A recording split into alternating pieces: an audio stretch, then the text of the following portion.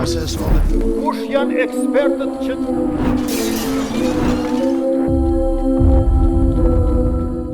Të nderuar miq të RTS, përshëndetje dhe mirë se takohemi në emisionin 104.1. Fushata zgjedhore vetëm se ka filluar në Republikën e Kosovës për zgjedhjet e 7 qershorit që na presin më pak ditë deri tek zgjedhjet. Ne nuk do të flasim për zgjedhjet, por flasim për fushatën zgjedhore. Në fakt, për ecërinë e fushatës zgjedhore, për gjuhën që po përdorin brenda studiove dhe jashtë studiove televizive, për përdorimin e fëmijëve në fushatë zgjedhore, po ashtu do të flasim edhe për premtimet që po japin partitë apo liderët e partive partijake se nëse ata ose ato vinë për shtet, a ka ndonjë ligj apo ndonjë rregullore që detyron ata me mbajt premtimin apo çështje morale. Për këto dhe shumë të tjera do të flasim me avokatin Muhamet Muhi. Përshëndetje mirë. Përshëndetje, mirë se u gjej. Faleminderit për ftesën. Faleminderit edhe nga ana juaj. Po fillojmë me përdorimin e fëmijëve në fushatë zgjedhore. Ndonse nuk është hera, por ka qenë edhe më herët, është them, ndoshta mund të jetë edhe prap, por së fundmi është bë virale një fëmijë duke thurë vargje apo elogje ndaj kryeministit e detyrë Albin Kurti. A lejohet ligjërisht përdorimi i fëmijëve në fushatë zgjedhore? Kur po themi këtë, nuk po themi vetëm televizjave vendosje, por po themi në përgjithësi. Në përgjithësi për fushatat. Ma herët i kem pa që fëmijët janë përdor ato këto ndonjë lule, ndonjë komunikimi rastësishëm i atyre që kanë konkuruar si kandidat, që për deputet, që për çfarë do pozite. Mirë po në këtë formë në Kosovë nuk kemi has, nuk e di që i kem pas raste që një fëmijë obligohet ose i jepet hapësirë në bin së bashku me kandidatët, në rastin që që kemi pa, edhe mi u drejtu publikut ose atyre që kanë shku në tubim zgjedhor, edhe mi u drejtu me fjalim. Aq me pak kur fjalimi është tendencioz edhe me thonë sikur anatemus për parti tjera, për opozitën, për njerëzit që janë pjesë aktive politikës me vitet tona. Ligjërisht KSZ ka parapa disa rregullore ku i ndalohet partive politike me shfrytzu fëmijët. Në këtë rast fëmijët e ka kuptimin ata që janë deri në moshën 15 vjeçare, meq disa prej të miturve, se këto është keq kuptu me nocionin e moshës, ata që janë të mitur kanë drejt me marrë pjesë në për tubime zgjedhore, por jo fëmijët. Deri në moshën 15 vjetë kanë të ndaluar dhe mund të ndëshkohen edhe do të ndëshkohen partitë politike që i shfrytëzojnë në përfushata. Unë e kam edhe një dimenzion tjetër cilën mendoj që duhet me bisedu, është edhe çështja e ushtrimit drejtës prindrore. Ata prind që i detyrojnë fëmijët ose ju japin hapësirë fëmijëve në këtë formë u shpreh për X liderin apo për X partin, si kur të kishim qenë shtet serioz dhe shtet ku e drejta kish mu zbatu, përbes ish dash më marë parasysh edhe e drejta prindrore. Ka plot raste kur qendra për punë sociale dhe institucionet i drejtohen prindve për shkak të mos ushtrimit të drejt edhe efektiv drejtës prindrore, i shqiptohet në një vrejtje ose i kufizohet e drejta prindrore për shkakun se prindi ka obligime dhe ato obligime duhet ti realizoj ashtu siç e thot legjislacioni, edhe qysh është në të mirën e fëmijët e jo nesër ai fëmijë mundet shumë lehtë mu bullizu edhe më shkaktu një problem i madh jetësor. Janë të vetëdijshëm prindët për këtë që po për ata që nuk janë të vetëdijshëm për çka shkak janë institucionet që duhet më intervenu, s'paku mi u tërheq vrejtja në lidhje me ushtrimin e drejtës prindore. Për shkak se edhe prindi ka përgjegjësinë ndaj fëmijëve. Qoftë për domin, qoftë për çka do të ndodh, prindi e ka përgjegjësinë e vet. Në këtë rast domi i bëhet vetë fëmijët. Ka përgjegjësi prindi për domin që i bëhet fëmijët. Duhet më marrë institucionet seriozisht me këtë rast mos më u përsërit për raste tjera. Në këtë rast, ku është interesi ose sa ka me ndiku pjesëmarrja e fëmijëve në fushat ose elogjet apo vjershat me i thunë ndaj një liderit partisë? Ku është interesi? Edhe disa misione më herët kam thënë qëllimi është me elektrizu edhe me i prek masën, me që fjalë cilat i ka drejtu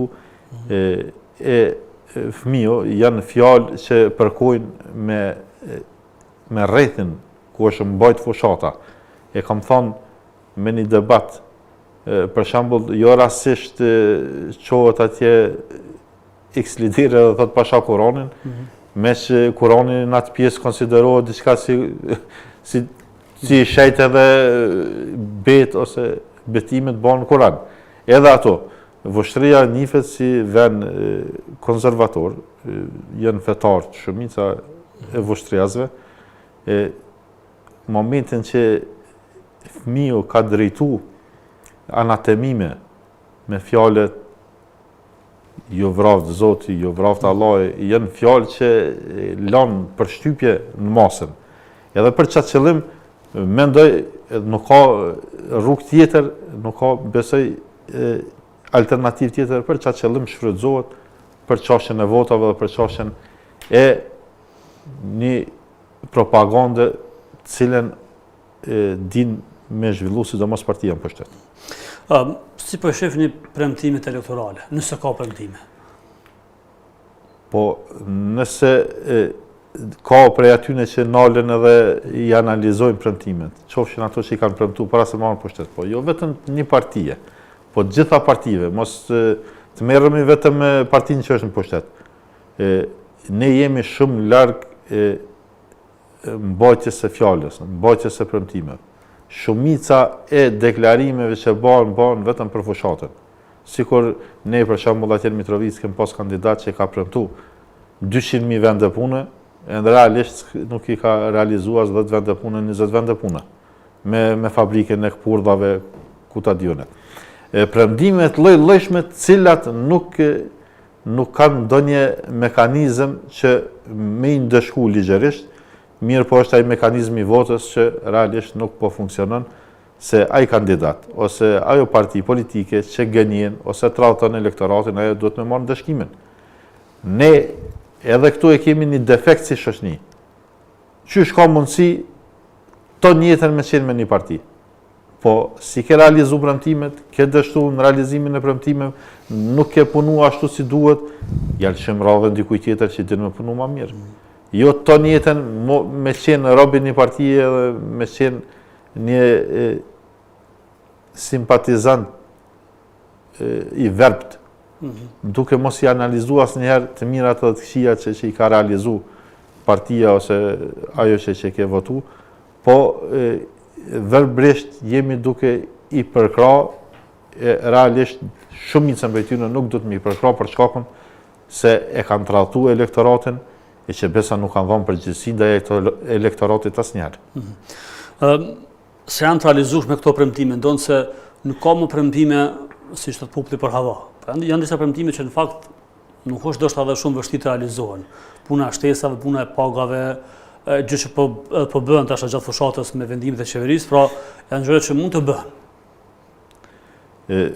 Për mua si qytetar që i përcjelli, po ndoshta edhe si pjesë e shumë lëmive që i përcjellëm, jo vetëm gjatë fushatave, po edhe në jetën e përditshme, është shqetësuese se premtimet janë diçka për disa sektore të cilat nuk do të duaj fare ne të merremi. Premtimet nuk janë për zhvillim ekonomik. Premtimet nuk janë për stabilitet ekonomik, po merremi ende me disa shtesa, me rritje pagash, sektorët më të rëndësishëm një shteti nuk janë duke u diskutu fare. Për shembull, ne qalojmë që 26 vite në mjeksi. Askush nuk ka përgjegjësi pse ne dështojmë në mjeksi. Plot qytetarët tonë janë në përdyrt e spitaleve për rreth territorit tonë, për rreth shtetit tonë, edhe me larg. Asnjëherë nuk është bërë zgjidhje pacientëve që ne të kemi një stabilitet ose një siguri shëndetësore në kuptimin e mjekësisë. Çdo herë raste serioze drejtohen nëpër shtetet huaja. Pse më ndodh kjo? Ose sektori publik me sektorin privat dallojnë tmerrsisht. Pse më dallu sektori publik shërbimin ndaj qytetarëve që nuk kanë mundësi pagese? Ata që kanë mundësi pagese në sektor privat le të vazhdojnë për shkak se i kanë kushtet. Po pse më qenë as i dallueshëm sektori publik me atë privat?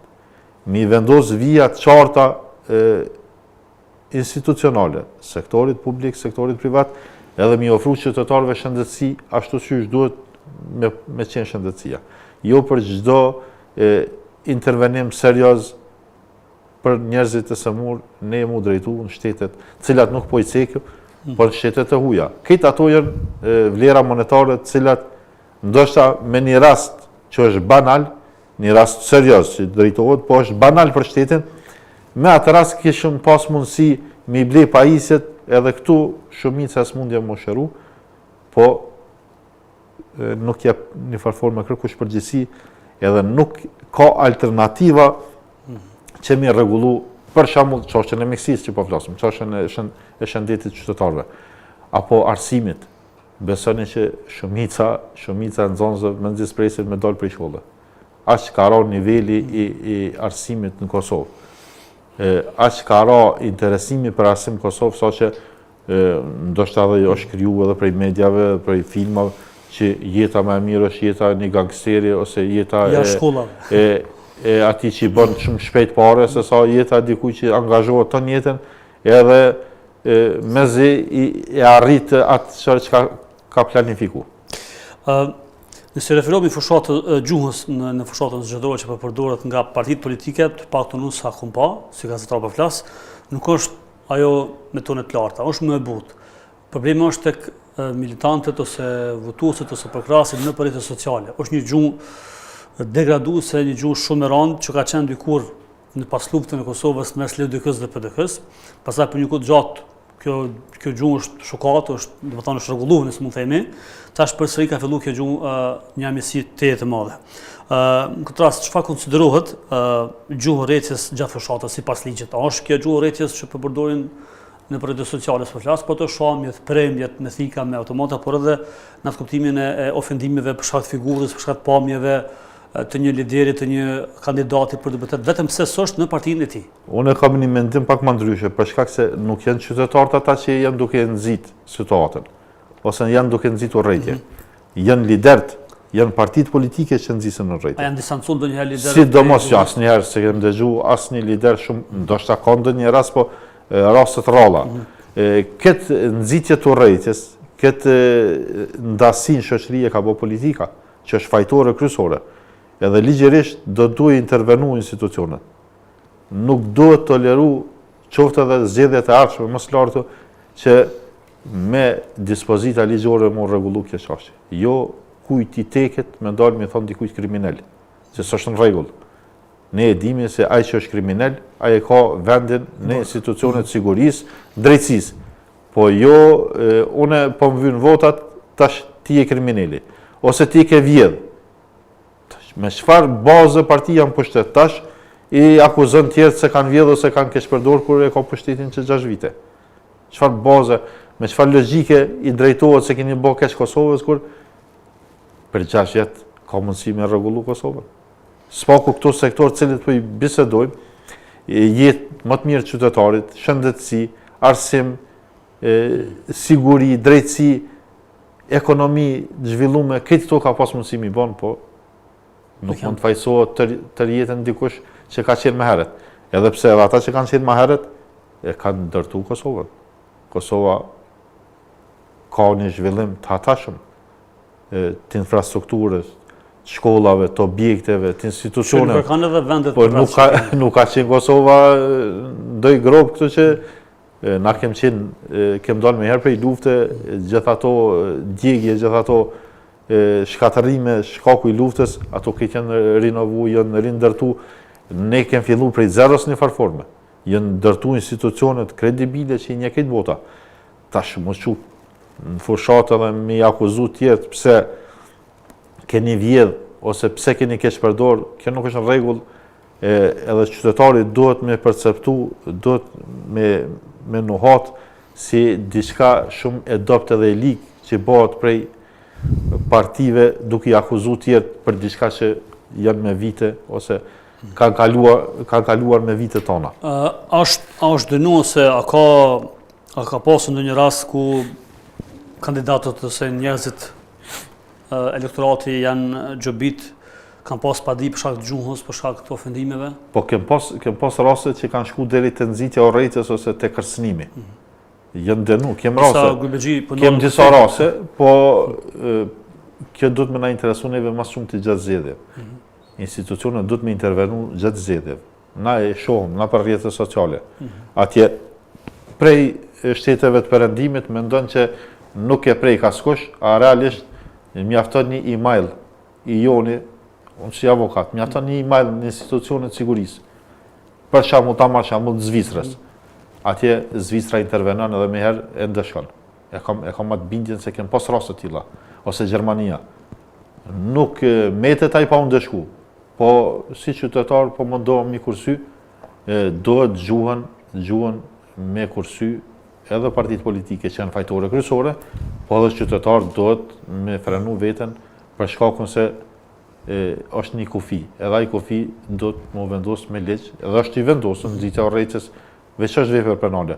Po duhet diçka të veçantë si normativ që me ndal këtë trend për shkakun se shoqënia është polarizuar shumë, saqë me këto propagandat partisë që është në pushtet, ka arrit më u kriju një farë bindje si këta na jem të mirë, këta janë të këqij. Po s'mundesh me ka zotni i mirë kur e kesh përdor veturën zyrtare 24 orë. Vetëm gjatë këtyre zgjedhjeve që pishohem gjatë këtyre fushatave, unë kam pa gjatë ditës, gjatë një dite, me vetura, me 10 vetura, me alarme, duke u shetit në për Prishtinë e Kosovë, nuk bëhet për ndonjë emergjencë ose urgjencë, po bëhet për shkak se kanë takime atje me elektoratin, kanë takime këtu, kanë të pame atje, kanë dasëm atje, me çka me vetura zyrtare, që edhe kjo është një keqpërdorim i llojit vet. Një prej problemeve që diskutohet ose është në rrethin tonë është edhe presioni ndaj punëtorëve në sektorin publik, ndonjëherë edhe në sektorin privat, se duhet ta votoni këtë parti, këtë kandidat për shkak të lidhjeve të tyre me politikën.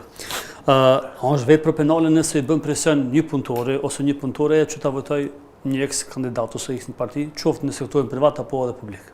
Ligjërisht është ndaluar ligjërisht detyrimi me votu dikant ose kushzimi. Mirë po edhe këtu kanë gjetë metoda të sofistikume. Për shkakun se vetë fakti që ty të merr dikush në punë, ose ty të premtohet një benefician, ose ty të premtohet një tender, je ai që ki me vrapu pa asnjë dilemë. Për shkakun se ki medaljen e anës financiare. Shumica e atyre që kanë pas ose kanë interesat ndërsjellta, shkaku i përkrahjes kanë marrë atë anën që qoftë punësimi, qoftë anën financiare, qoftë subvencionimi, çka të që është prej pushteti, kjo lidhje është shumë strikte. Nuk shputet, është problem më shput. Është lidhje interesi dhe lidhje e heshtur, po me votën. Me votën si këmbim. Ki plot qytetarë që nuk e tradhtojnë, ku vetë këm has, nuk e tradhtojnë x politikanin për shkakun se ja ka ndërtu një shtëpi, so ka qenë kryetar komune, edhe ja ka punësu bashortën.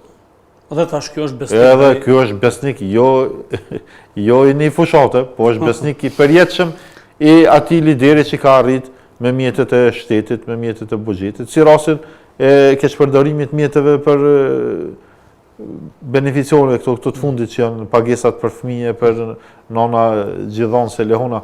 Edhe kjo është një keqpërdorim i llojit vet. Me shpendo mjete financiare në prag zgjedhjeve, unë po metem shpesh pa tekst, qysh ka mundësi institucionet që i kem, kogja ndërtume, kogja serioze, mos me intervenu asnjëherë. Momenti që bën shpendare të tillë të buxhetit, në kohë fushate, atëherë kjo është për keqpërdorim i pastër. Nuk ka askush prej qytetarëve që mohan mos me marrë tolla. Unë e di këtë detaj, as një qytetar nuk është ai që thotë unë nuk i marr. Këtë i marrën. Mirë, po që kjo formë është keqpërdorim i pastër edhe që i dash me kohë me intervenu. Këtë rast, çish duhet me vepru një qytetar nëse veç ndjen presion prej pronarit apo punëdhënësit dhe si mbrohet fshehtësia votës? Po fshehtësia votës mbrohet edhe është e mbrojtur me që atu ku shkon me votu është vetë fshehtësia. Po për me kriju një gjendje çfarë ju po pretendoni që më mbrojt vota edhe mos më detyru me votu qytetarët për partit caktume i çdash qytetarët me pas një jetë më të mirë. Pavarësia ekonomike e qytetarëve, pavarësia prej pushtetit e shtetit, e krijon një farë autonomie personale. Njëri sa ma i ndam që është prej pushtetit, që s'ka asë shumë nevoj për ta, edhe pse gjithë kemi nevoj, po jo në atë kuptimin që mi prit 100 euro prej bugjetit shtetit, sa ma i ndam edhe i pa nevojshëm për shtetin, aqë edhe autonomia është për më përcaktu ato ku duhet. Unë shpresoj që me zhvillimin, nëse vetëm e merr dikush seriozisht këtë punë, me zhvillimin ekonomik të vendit, edhe këto plasaritjet mëdha kanë mu largu për shkakun se kanë me poshtë qytetar, se më më rëndësi është jeta private, mirëqenia, angazhimi për familjen, se sa me dalë atje në për tubime edhe me sha, me fy, ose me ndëgju për rollat shumë politikanëve që realisht kanë qenë të paralizuar në shumicën e rasteve.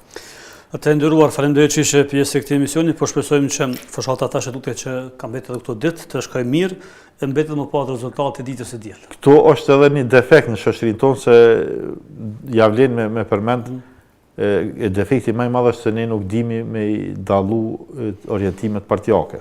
Për shembull, atje çka janë konservatorë, çka janë djathtë, çka janë të majt. Sa është paradoksale atje për shembull te partinë e majt që nuk e lidh ideologjikisht kur gjo një pris fetare, po vërtet.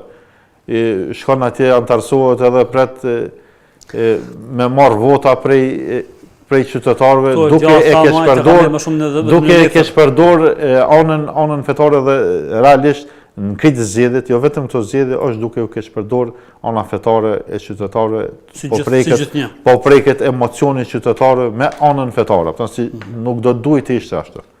Qytetari sa ma i vetëdijshëm, sa ma i lexueshëm, ka me kuptu edhe orientimin programor, po deri tash nuk e ka kuptu realisht, vetëm ata që i lexojnë shumë, edhe që kanë atë bagazhin e kuptojnë orientimin programor, për ndryshe, i gjithë orientimi i qytetarëve është interesi. Fatkeqësisht, ato ku është pushteti, ato ku është e mira materiale, ato ku është premtimi, ato shumica drejtohen, a nuk është mpytje as premtimi, as programi, as kërkush nuk i qyr ato. Faleminderit shumë për. Faleminderit shumë edhe nga ana juaj, faleminderit të nderuar shikues, televizoristë, kaq për këtë emision, takohemi nesër deri të hemi mbish. Kush janë ekspertët që